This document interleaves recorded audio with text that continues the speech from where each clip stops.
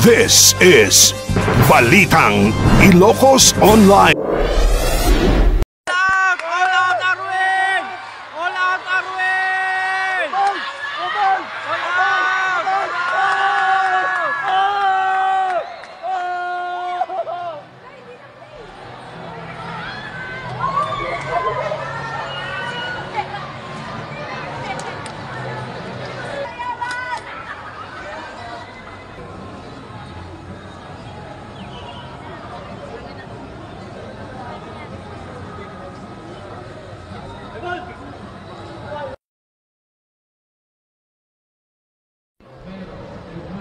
Patingin dito.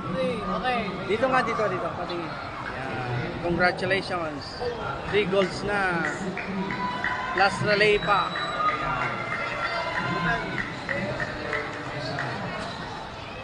Yan. All out Arwin! All out Arwin! All out!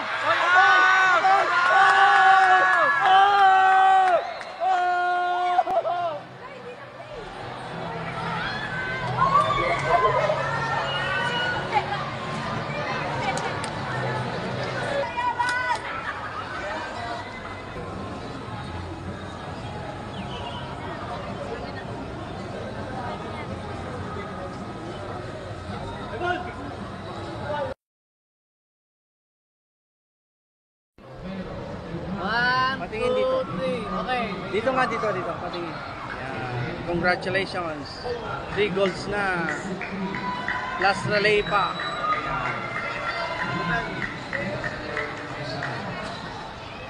Yan.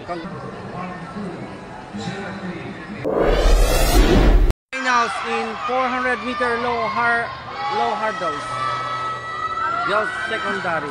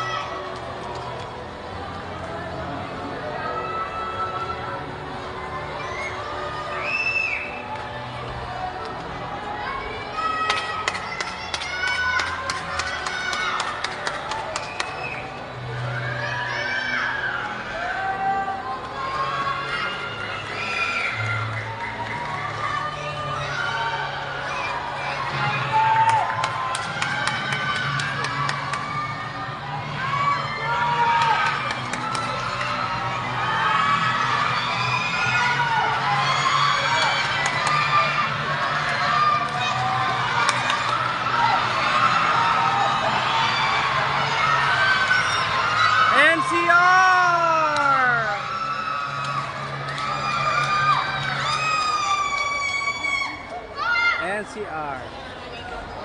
Oh, gold NCR. NCR po yan? Umiiyak oh.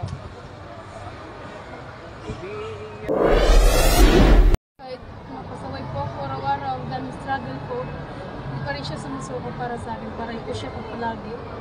Ano ba yung mga struggle na naranasan mo while preparing for this palarong pambansa?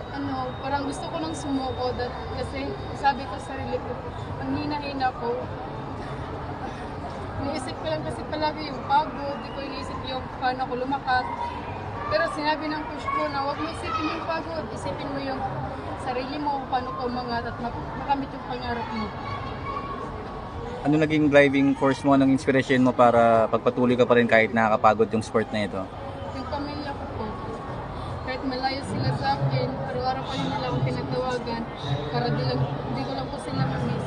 So sinasabi yung papa ko na, kaya mo yan na. Si mama sinasabi nila sa akin, para sa pangarap mo yan. Huwag mo kami alalahanin, nandito lang daw sila sa akin para sumuporta sila. Kahit ang layo ko po. Wow! Yan, congratulations! Eastern Visayas, Nebraa. Iiyak sila sa tuwa. Iiyak ko. Pero ngayon sa late na po ako mag-aaral. Karang yan. Summer po dati, pero ngayon late na po ako mag-aaral. Sa latest. Incoming ka, incoming.